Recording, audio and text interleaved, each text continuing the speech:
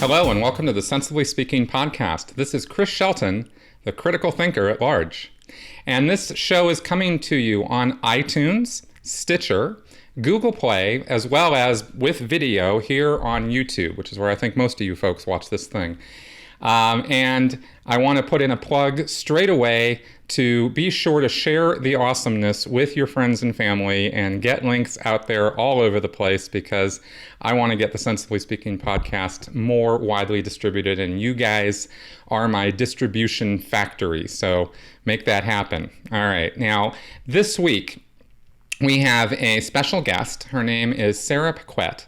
And she is an undergrad at the University of Portland. And she is an undergrad to a man that we had on the podcast last year, Peter Boghossian.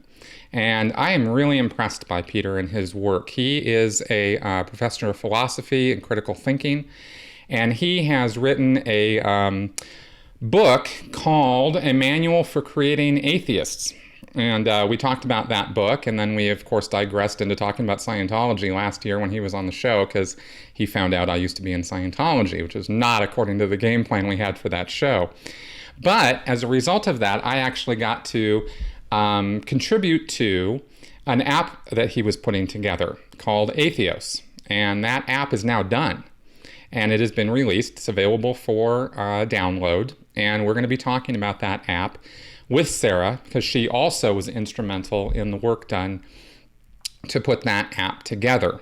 And it is an amazing app for critical thinking. It is not just something that atheists are going to be using. And we'll be talking about why during the course of the show here.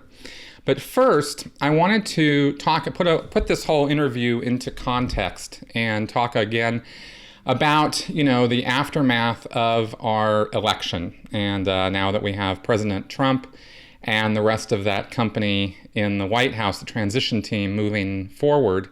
And there's, been a lot of, in fact, far too much conflict. And even, in Portland and other places, there was even some rioting going on in protest of Trump. And that's not good. And I wanted to sort of put something together quickly. Both this week and then next week, I will be following up on this show with some other information about the news media, fake news sites, and how you can spot those things and what to do about them. We'll be talking about that next week. But this week first is a more fundamental and important underlying principle to even the stuff with the fake news sites and things. And that is keeping a level head and being rational and being reasonable despite every reason not to be. Because I know a lot of you guys out there are very upset about the results of the election. And believe me, I understand. I really do. And I even agree with a lot of the outrage and a lot of the reasons for concern. President Trump was not my choice. But now that he's there, I'm not going to go riot and bust up windows and destroy businesses of people who probably actually agree with me. I don't think that's a very good way of engaging in civil protest. And I've seen across a lot of social media, lots of upset, lots of anger, lots of ire, lots of unfriending, and this kind of thing. This is the universal sign for unfriending. Click, you're unfriended. So that's not the rational, that's not the way to go about being right now. If you're on the left and you're upset, great, be upset, but direct that upset in such a way as to be effective. And that's what we're going to talk about in the show here today with Sarah, is how do you go about doing that? And I'm sure that, maybe some of what we're going to be talking about might sound very common sense, maybe even stupid to some people, but it needs to be said. And it needs to be said kind of over and over again, because there is so much, anger out there. And the point is that anger isn't going to result in you or any of your, compadres being able to change hearts and minds. And if you want to go about changing hearts and minds and you want to make effective change, there's a way to do it. And, antagonism name calling, labeling, that's not the way to do it. I mean, it might feel good to do that to some degree or another, to vent, but that venting, if it's not directed with a purpose, you're not going to get the product you're trying to get. And I think that we really do want to get some effective change going on out there, because what we saw during the entire last year and a half of this election cycle was very ineffective methods of changing hearts and minds. And it didn't work. And the election was lost to the left. And for a number of reasons why the left lost this election has to do with how they have been treating the right. Now, I know that a lot of people on the left are going to go, well, those people on the right and rah, rah, rah. Well, I know. Okay, it's not like anybody's perfect at this. It's not like I'm perfect at this. Okay, all of us have messed up on this, have made major mistakes. I've unfriended people. I've been pissed on Facebook. I've sent out angry tweets. And, I'm not coming at this like I've got some monopoly on the truth. I'm trying to share some of what I have come about recently learning with you guys. And I hope that this is helpful for all sides on all ends of the political spectrum to move the conversation forward by first having a conversation. So that's what we're going to talk about here. And also we're going to talk about this Atheos app, because this thing is just pure genius as far as I'm concerned, and I want you guys to know about it. And so without further ado, let's get into our interview with Sarah Paquette. Here she is. Hey, Sarah. Thanks for being on this podcast. I really appreciate it. Thank you, Chris. It's a pleasure to be here. Thank you so much for having me. Absolutely. Absolutely. I think this will be interesting. So first off, let's just establish in your own words for my audience who is guaranteed to have never heard of you. Yes. And many of them, unless they've been a long time follower of the podcast back when we interviewed Peter Boghossian, might not know who he is either. So could you talk a little bit about you and him and what your relationship is in regards to the Atheos app? Yeah, so I am a student of Dr. Peter Boghossian. He is a philosopher at Portland State University. He's a writer as well. He's written a manual for creating atheists. He has been in philosophical debates about belief and truth claims, about statements about God belief. He's one of the new atheists. I have taken his classes. I've been a TA with him. I've helped him do some research, and I've worked on Atheos with him, which is an app that's meant to help people reconsider their beliefs. It's trying to facilitate a way for people to meaningfully engage with other people. Okay, good. And I want to stress again that we're going to talk about the Atheos app, and of course Peter and you and and of course I myself have said we're not necessarily believers in God, and the whole point of this app is to address belief and faith. But what I want to spend the bulk of our time talking about in this show is actually the nature of belief itself, and I think that this has a lot to do with a lot of the unrest that we're seeing right now around the country with the election. And I thought that, I thought this would tie in perfectly with that, because, people might not think that religious belief and political belief are the same thing, but belief is belief. Exactly.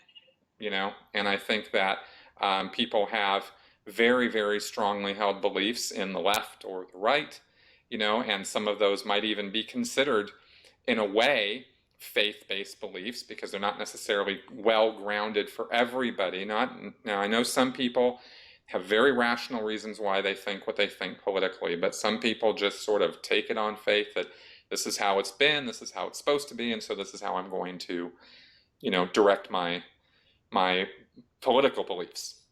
Exactly. And I think a lot of people are running into a lot of walls right now, trying to, on all sides of the political spectrum, trying to talk to family and friends who don't share their beliefs. And I thought that this might be good timing for us to talk about that. I don't think that there could be a time where it's more important to discuss how we come to our beliefs, no Yeah, matter what they are. exactly. And you're in Portland. Yes, So I you're am. almost in the belly of the beast right now in terms of rioting and Yes. nonsense. Uh, What's actually going on the ground there? I mean, I've seen a couple news reports, but what's happening there? so it's been 5 days of protests. Yesterday it was not very much. It was just a few hundred supporters coming out, taking to the streets. The past 4 days, though, the first night there were thousands of people. The second night, I think, is when the riots started.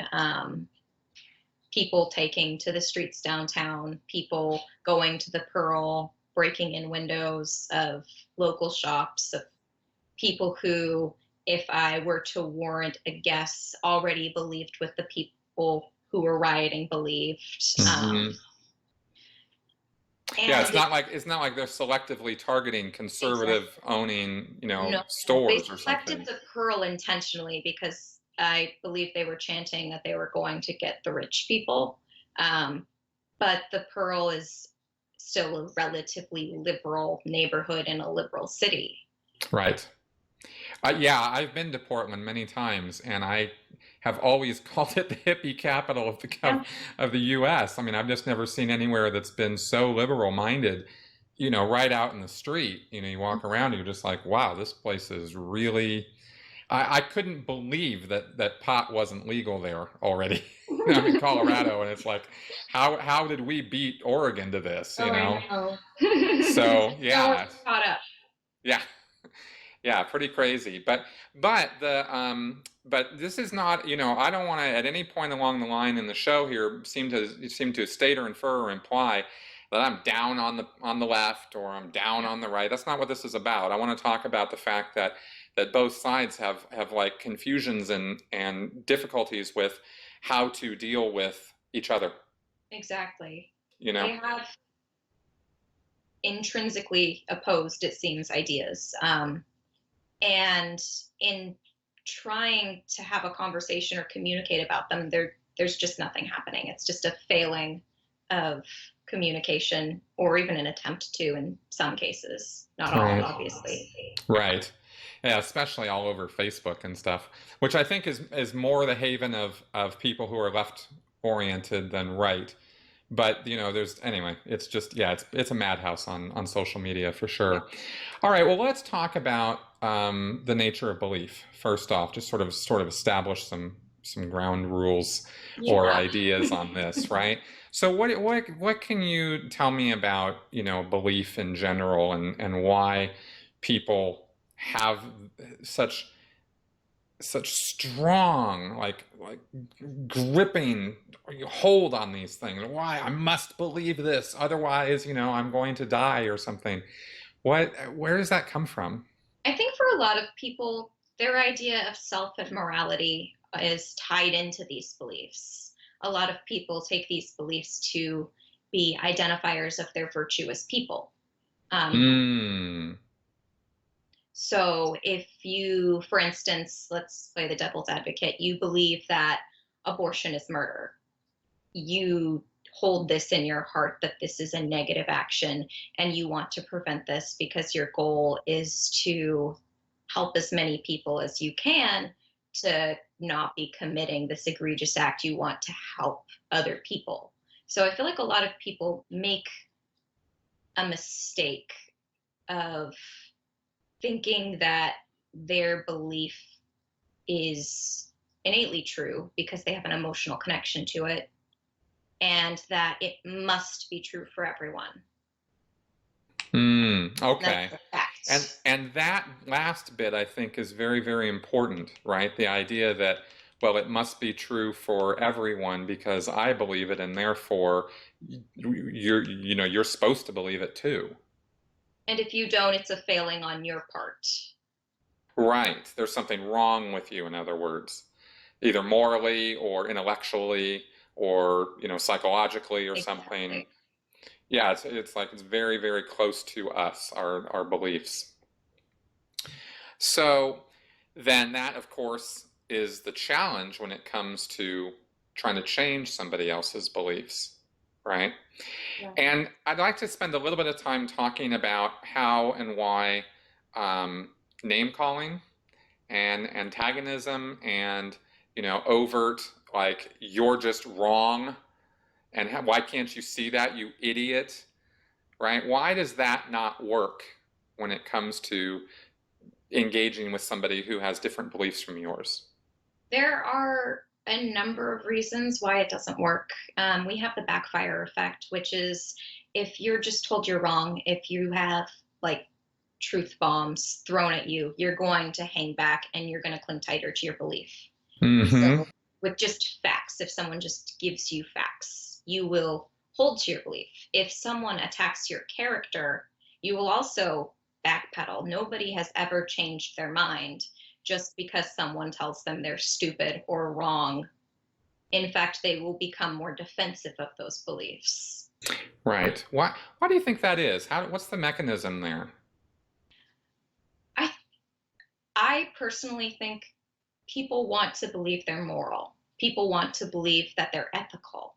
So if you hold a belief that other people are calling you stupid for, are saying that you're wrong about, are saying that it's immoral or discriminatory, that you think, I'm not discriminatory, I'm not a bad person, what are you saying? You must be wrong.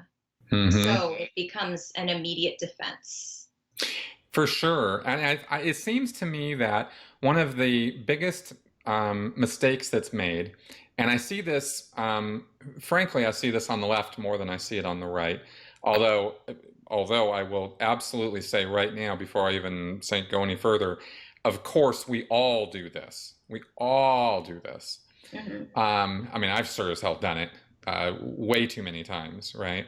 At no point along the line do I claim any moral high ground on any of this stuff.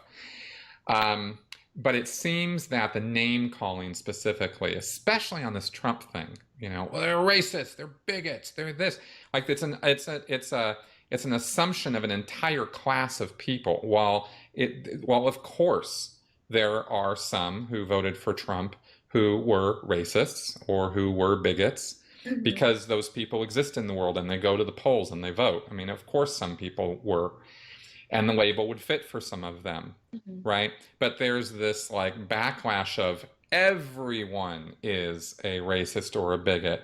And I haven't yet seen that argument work once as far as changing somebody's mind. I don't think you ever will. You think? Of course, I could be wrong. I very much could be wrong, but I don't think by calling someone a racist or a bigot, you will ever successfully gain any ground unless, actually, I don't think that there is a way to say that in a polite or constructive way with those exact words.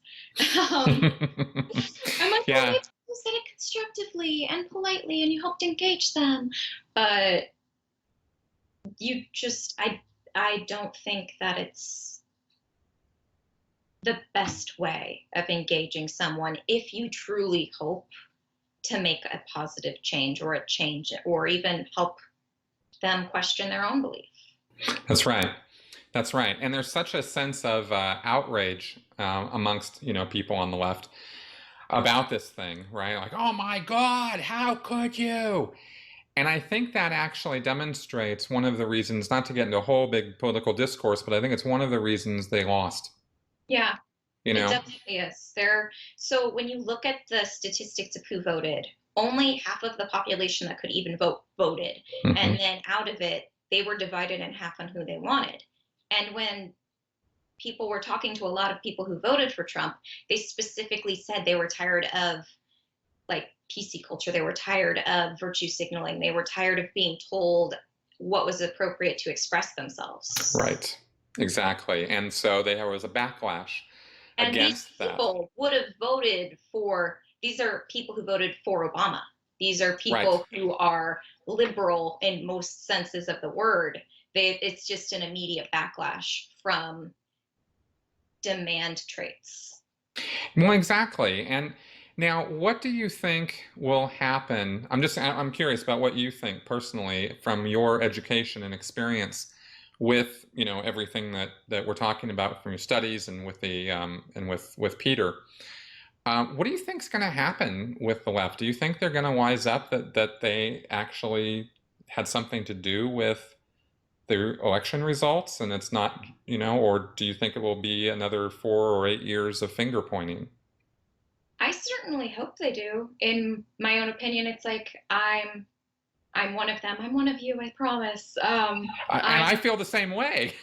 But it's like let's think about it. Let's look at what happened. Let's examine it. Let's think critically about how we're framing our narrative, because the left is framing the narrative as if we are innocent in all of this. We have done nothing to provoke anyone. When there's a whole subset of liberals that feel like their entire voice is being stripped from them and they're being censored. Right. That's right.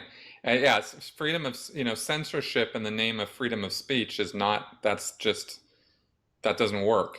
No. That's just hypocrisy. You can't say you want equal rights for everybody and you want freedom of speech across the boards and then say every other word you say is offensive to me and you better shut up. Exactly.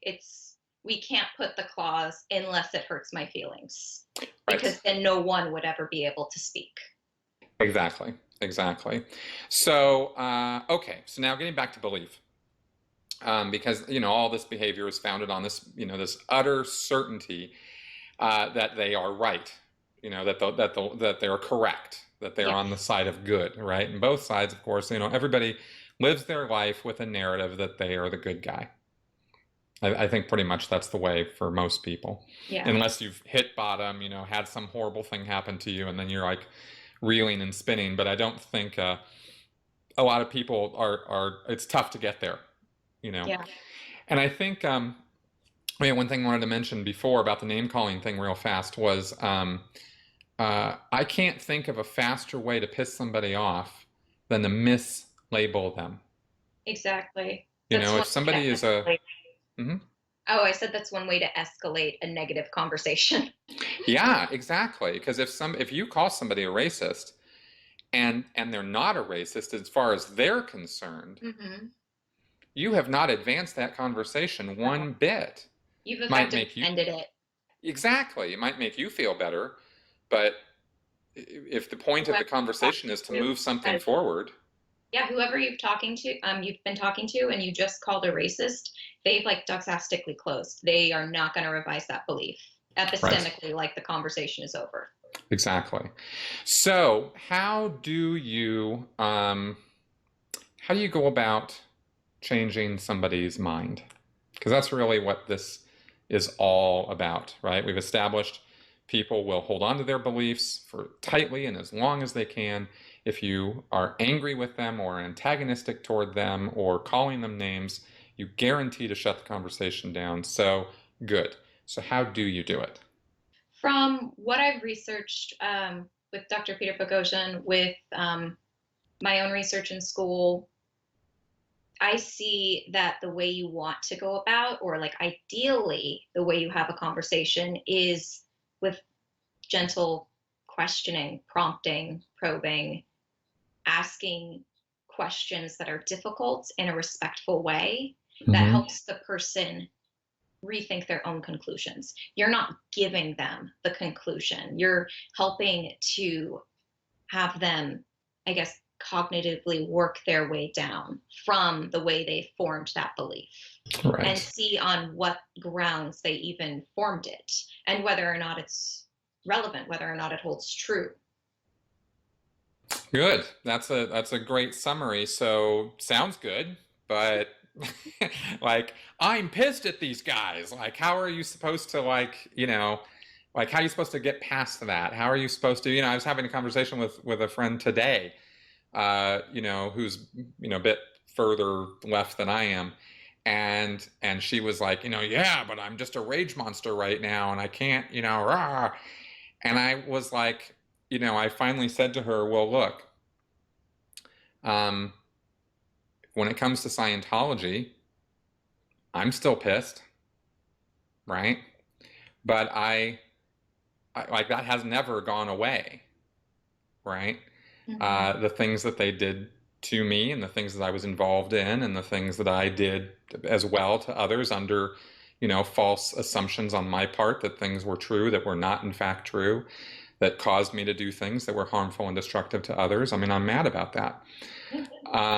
Yet I somehow twigged right from the get-go that that wasn't the way to go about changing hearts and minds. And for me, it was just sort of innately learned through Carl Sagan, because I watched this guy, and I read his book on Demon Haunted World, and I went, that's how you change hearts and minds. Calm, rational, reasonable. 10 years from now, somebody can go back to, Sagan's stuff. They can go back to my stuff and go, well, the guy's not a rage monster. He's actually just presenting facts and reason and rational arguments.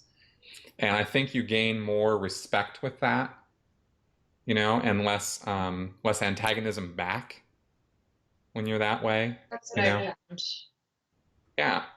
So even if somebody is feeling like a rage monster inside, how have you found to get them to, because I know also with Atheos, with the Atheos app, and with the work you guys do from the atheist position, there are some raging atheists. Yes.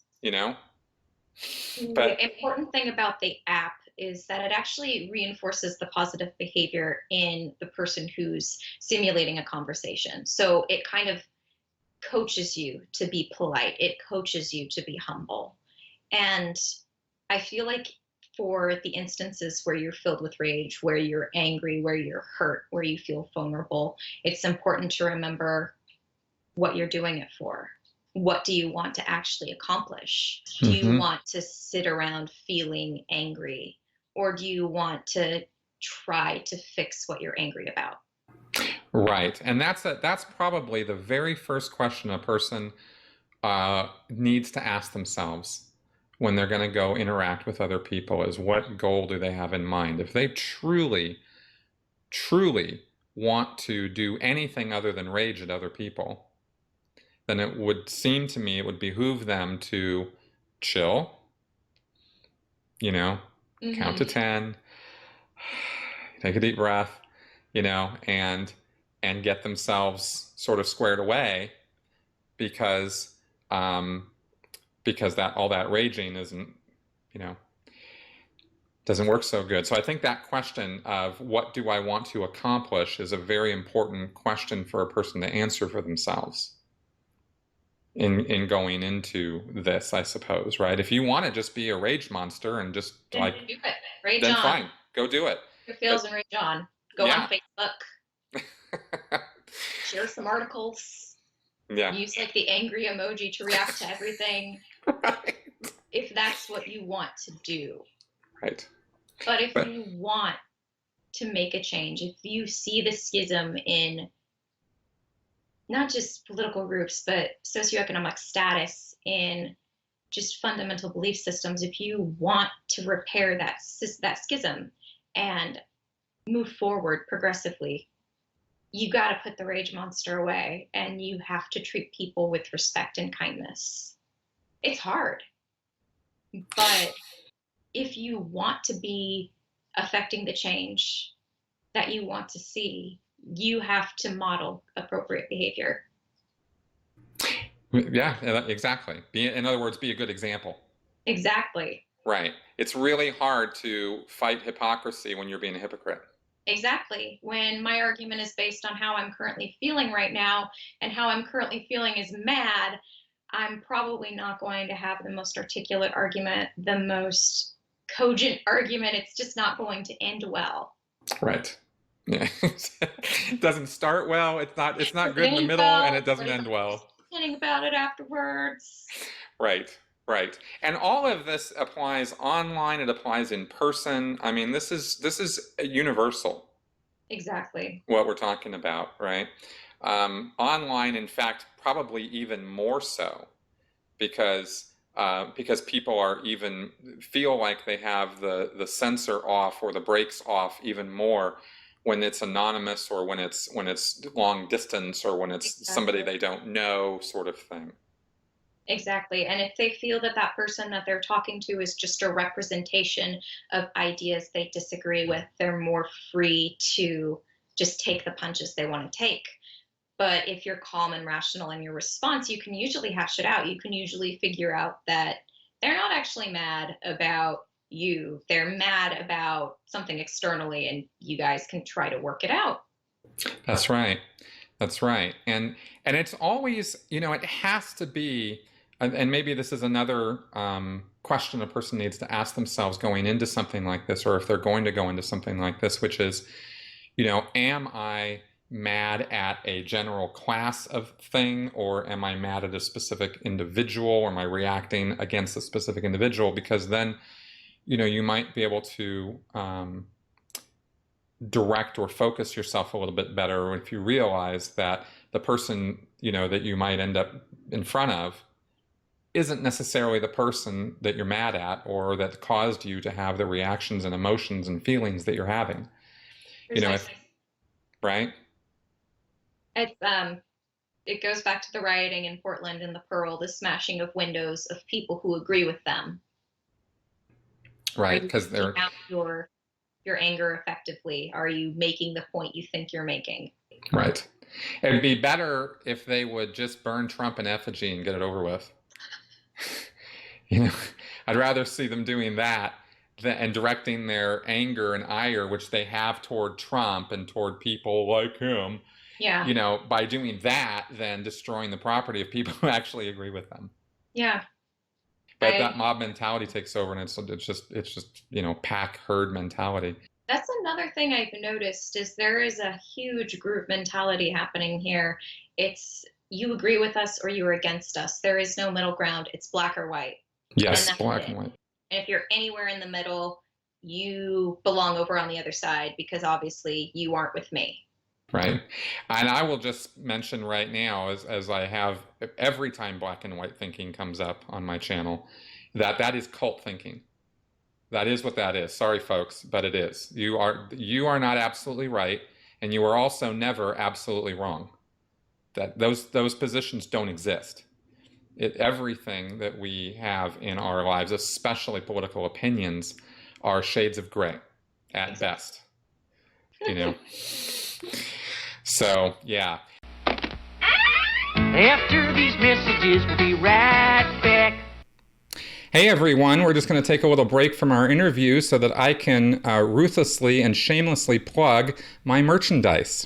I am wearing one of my new shirts that I made this last week. This is sort of a Scientology-oriented Xenu, but there's a lot of critical thinking and logic and humorous stuff on my Spreadshirt.com website for my merchandise, and I encourage you guys to go check it out.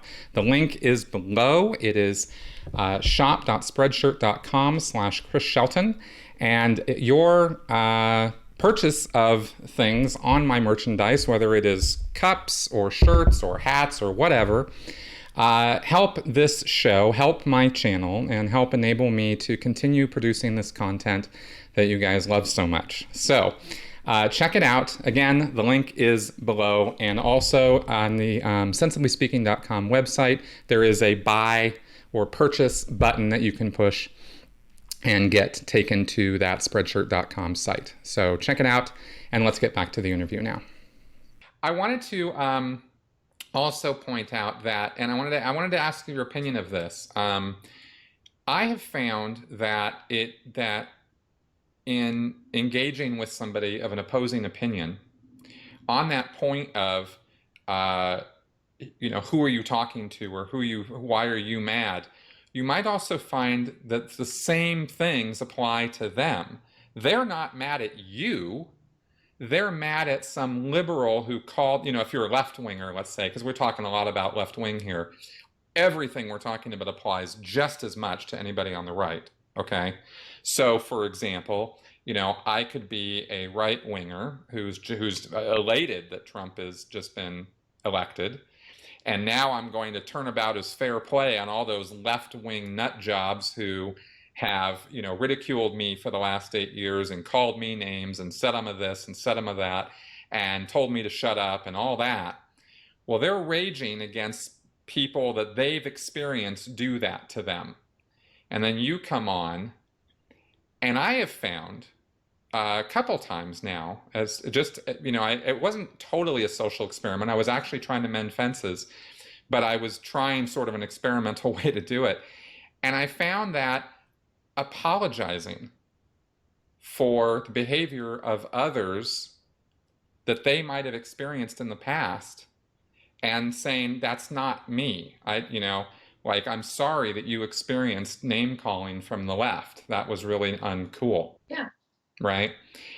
It seems to me, and like I said, I wanted to get your take on this and maybe why you think this might be, that it's very hard for somebody to retort in anger or continue to be angry with you when you're sitting there apologizing.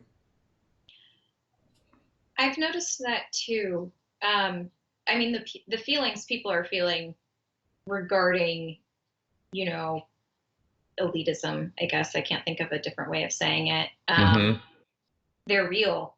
And so when someone calls you like a backwoods hillbilly, when someone calls you a redneck, when someone insinuates you're white trash, that hurts your feelings of self, that it's just kind of patently disrespectful to be attacking this person's character. So I feel like when you apologize for the fact that this person has experienced that, and you actually,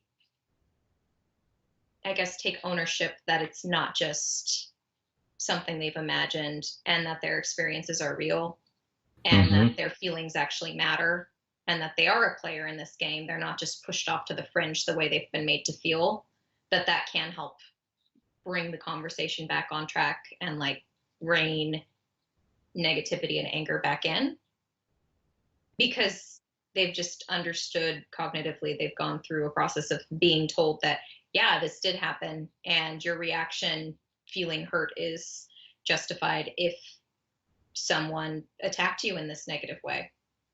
Yeah, exactly. I think one thing people can forget is that we're all human.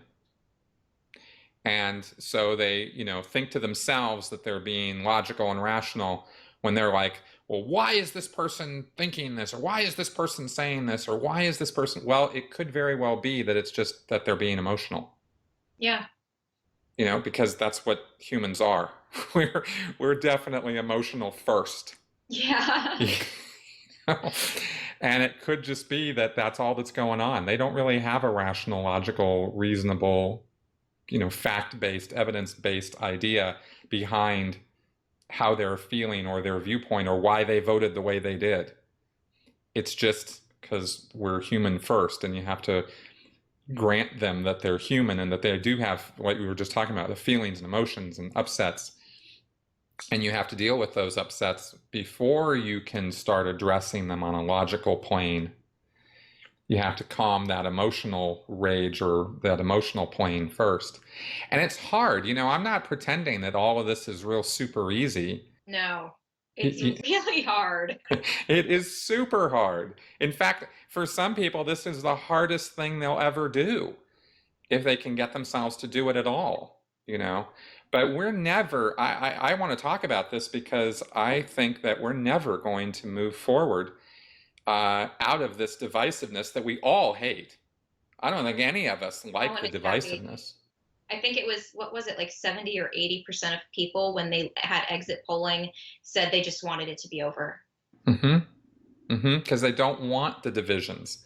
Yeah. We're not, nobody wants a civil war. Nobody wants, to go picking up guns and go after your neighbors and stuff, right? We want to mend fences. We want to come back into some kind of harmony with each other, even if we have differing political views of how our budget should work or how the economy should be dealt with. I don't think that means we need to personally hate each other. No. I've heard some younger people who, I think that this is probably their first, maybe their second election, talk about how they wanted a civil war or a revolution. And I'm just sitting here like, that can't possibly be what you want. That can't possibly be what you actually mean. Can you imagine taking up weapons and killing each other and having the military come in and army boots on your back? Is that really what you want? Right. I don't think it is. I think that there's a better way to resolve this, and it starts with being respectful towards each other. That's right. It's and I'll just stress it 7 days a week. That's the only way you mend the fences. It's the only way you come to common agreements and you move forward in some kind of cooperative effort. Exactly. So getting back to how to go about doing this. So we've definitely established, probably over-established for some people, that it's like, okay, good, you got to be calm, dude. Yeah. Gotta chill, right? But then you mentioned questioning, Socratic method, right? This idea of like, rather than stating or hurling evidence at people or hurling your arguments at them, explain more about how you go about getting the walls broken down in somebody else's mind on their idea fortress, their belief fortress. What I found is a lot of people want to talk about their ideas. So it's pretty easy to get people to talk about their beliefs, especially if you're coming at them in a respectful and polite manner. So if someone says, I voted for Trump because I think he's going to protect America and respect the rights of the LGBTQ community, you would perhaps be reticent to believe them at first, but you would also ask, oh, how so? And you get them to elaborate. And Right. You would just continue with prompting questions and counterexamples. It's never going to change their mind if you tell them that's stupid, if you tell them they're wrong, and if you throw data at them. Right. People aren't going to pay attention to your chart that you delicately made in Excel for them. If you help them examine epistemically how they came to their own conclusion, where this belief came from, then you have a chance for a reevaluation. But it's a long process. Nobody comes out of a conversation that's 15 to 20 minutes long, maybe an hour, being like, you've completely changed my mind, I'm on your side now. And Right. That's not necessarily even the goal. The goal of Atheos is not to turn people into atheists. It's to help people facilitate their own critical thinking. It's to help people examine their conclusions, because that's what I personally think is missing from the equation, is people aren't thinking critically about things that are really important. Mm-hmm. Mm-hmm. Like Exactly. the very framework of your reality. Yeah, exactly. And if it's something you simply accepted since you were a child because that's how you were raised, well, what's the matter with thinking critically about it? What's the matter with putting some thought and effort into it? And again, any belief, religious beliefs, cultural beliefs, political beliefs, social beliefs, any of it, right? Yeah. I mean, I used to be very anti-LGBT, like very. Like they were all mentally ill and or worse or overtly destructive people who were best rounded up and just silently and without sorrow gotten rid of. That's the Scientology belief. That's actually what they really think. And I bought into it. And I re-examined that critically, when I was like, oh, critical thinking, wow. And George Takei helped. And he helped exactly the way we're talking about, which was brilliant. It was brilliant. There was this video that was made, and it was just this one question to just turn my entire LGBT framework around. I was already sort of like re-examining all the Scientology stuff and L. Ron Hubbard stuff and rejecting it, but still the questions about psychiatry and about gays were still like sitting right there, right? And I had to go, well, what about this gay thing? And who have I met who's gay? And how have they been? And this sort of thing. So the wheels were already turning. And then George Takei comes out with this video, or he was promoting a video that had been made. This was in 2012. And the question simply was, when did you decide to be straight? Right? And I think, lots of people are familiar with this. But at the time, I wasn't. This was the first time I'd seen this. And I was like, Jesus, what a good question. because that question instantly puts you in the head of, somebody who is gay going, hey, dude, I never decided this, and you go, oh.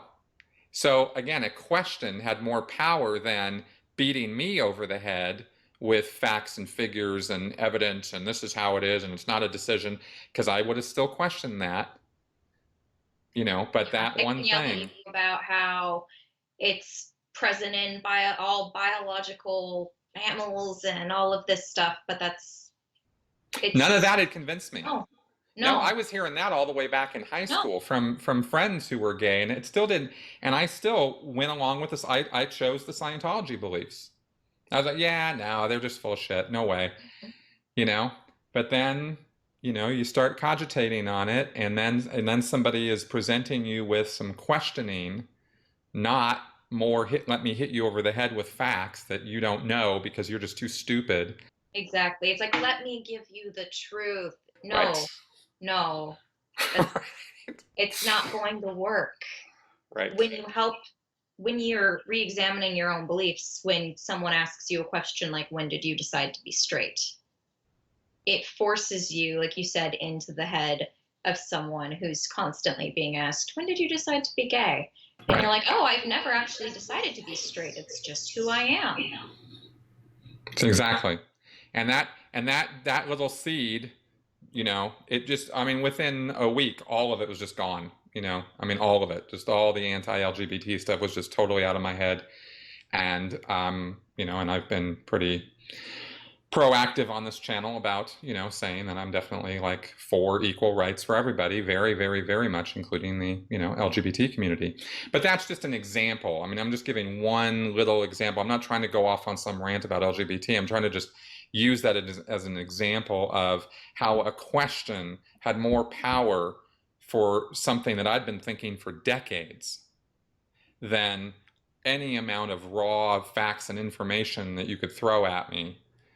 And it did the trick, right? Which is why I'm convinced that this is, that Peter's onto something with this whole thing, Peter and Anthony, with the whole street epistemology thing. And I've been very impressed with how they've gone about this procedure, because I've seen it done wrong over and over, all over YouTube, with some atheists that I know, not all of them by any stretch, but some of them that I know, all over Facebook, all over the social media. It's just like, you stupid Christians, you just don't understand. And you're just like, why did you decide to be stupid? Right. That's not even what it is. They never decided to be stupid. They think that they're living a correct life. What's important is helping people examine how they came to the belief that this is the correct life. Right. Exactly. Whether it's religious, political, whatever. So now, okay, well, let's talk a little bit now about the Atheos app itself, because this is a project you've been working on for a couple of years now? Yes, it's been about 2 years, I think, that I've been involved with it. Mm-hmm. So what is it? We've been sort of hunting and punching about this app, but just explain, what is this thing? So Atheos is a critical thinking game. As we talked about, it's actually not just about atheism. It's about critical thinking in general. It's about any belief that is perhaps not based on evidence. Scientology is in there. Reincarnation is in there. Falun Gong is in there. We have homeopathy, naturopathy. We have the works. Okay. So this is not just a religion-based app. No. Good. It's not. Okay, good. We tend to make a lot of failings in our critical thinking skills. Like, I've always identified as being an atheist, but I had a time in my life where I'm like, oh, well, maybe reincarnation is a thing, and I should really not eat GMOs. Which is an egregious failing of my critical thinking skills.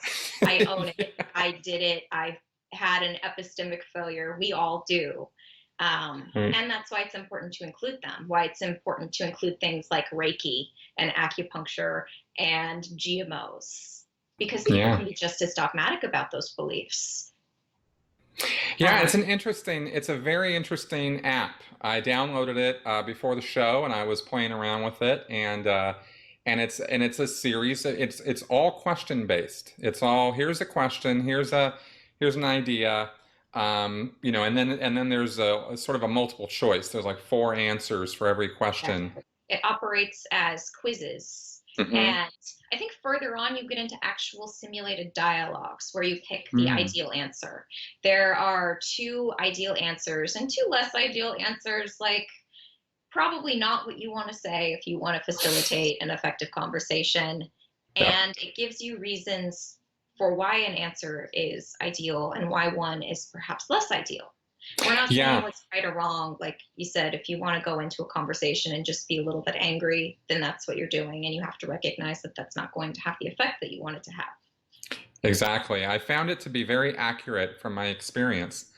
The feedback that I was getting from the app, compared to, experiences I've had where I have been challenging and dogmatic and angry versus being more rational and reasonable. And and I might as well say this right now, just because your voice is even tempered doesn't mean you're necessarily being rational and calm. Oh, especially if you're using really loaded language. Yes.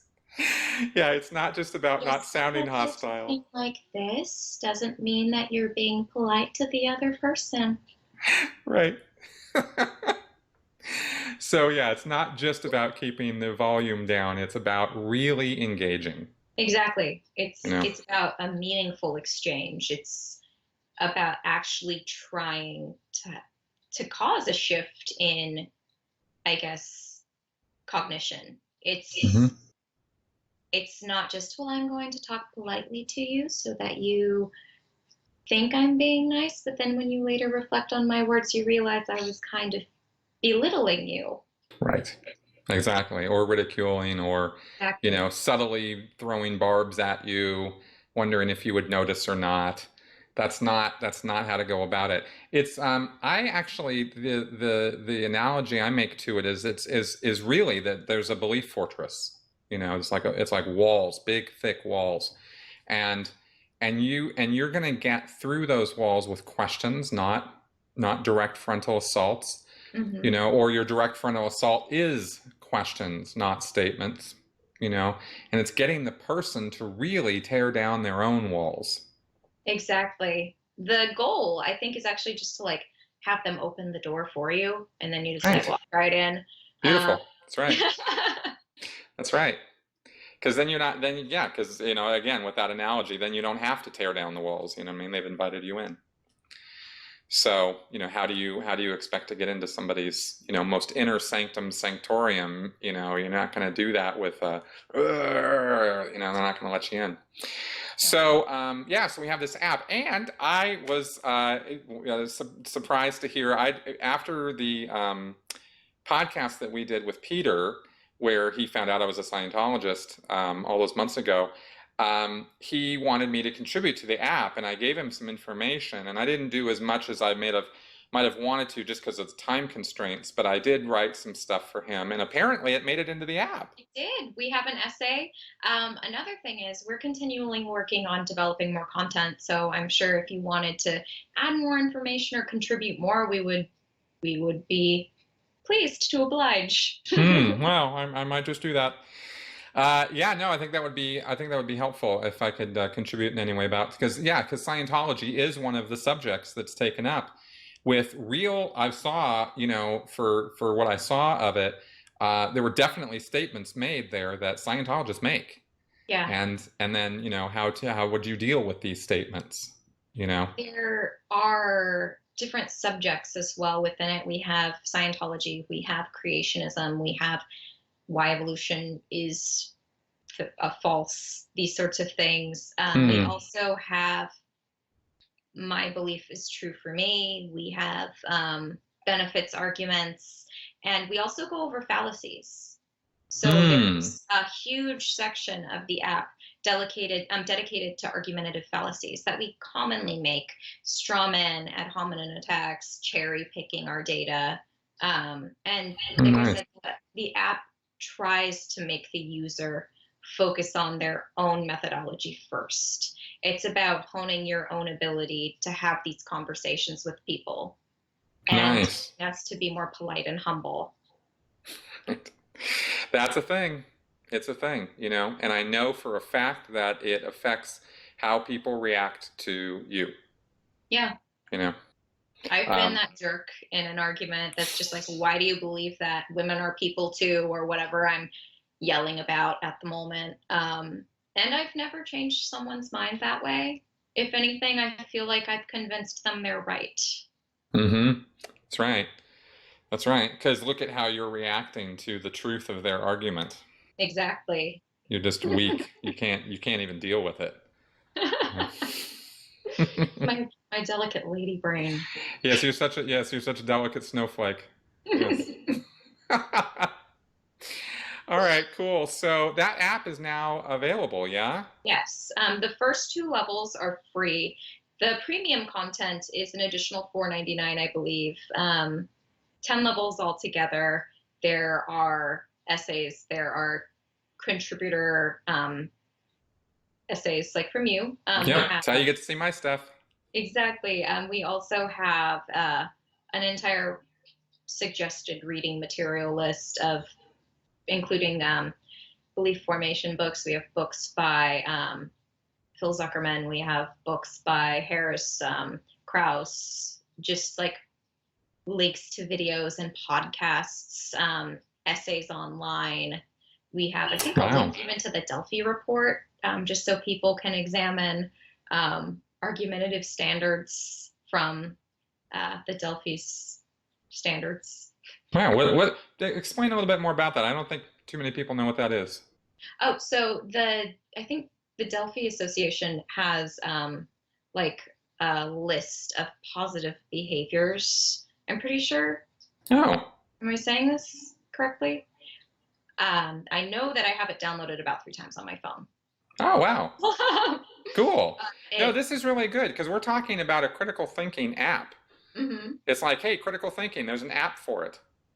I know. We wanted to say that, but I think the iPhone people own that.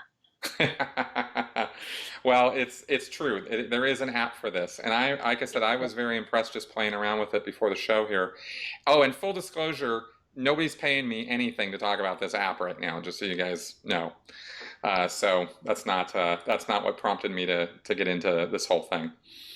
I pulled up my PDF of the Delphi report, and it focuses on how to, we have the consensus list of cognitive skills and sub-skills to have an effective argument. We have interpretation, analysis, evaluation, inference, explanation, and self-regulation. So it just goes over what to examine within yourself and someone else's argument in order to, I guess, effectively engage. Mm-hmm. And I guess I need to reread it because I completely forgot what was on it. Well, I'll tell you, folks. I mean, $5 is a very small price to pay to learn some immediate critical thinking skills. We do not. I think if this election proved anything, it has proven that we are not as good as we think we are at convincing other people of the veracity and truthfulness of our position. No. And we need to get good at that. Whether you get your mind changed or you change somebody else's mind is really irrelevant to the conversation right now. The fact that people need to engage in such a way that we have civil discourse is the first order of business, because we're not going to heal the wounds of this country or the divisiveness that has occurred here until we start engaging in real civil discourse online and offline. And this whole shut people out and unfriend them and screw them, and that is for the birds. It is totally, if you want to get your objectives met, that is guaranteed to be the one way to never get your objectives met. Exactly. By isolating yourself in a group of people who only agree with you, mm-hmm. You're never going to be out there facilitating the change you want to see. Like if I'm tucked away in my safe space, blocking everyone on Facebook, I haven't changed anything. I've just insulated myself. And I feel like a lot of the problem that we've experienced, like this sort of cognitive dissonance and not understanding how Trump won, is due to isolating ourselves. Mm-hmm. It's not looking at the broader picture. It's selectively picking from reality what parts we want to acknowledge. Precisely. And so here's a tool that we can all use to help facilitate that, to help teach us what to do, and to help us, get back into real, live, honest, civil communication with each other.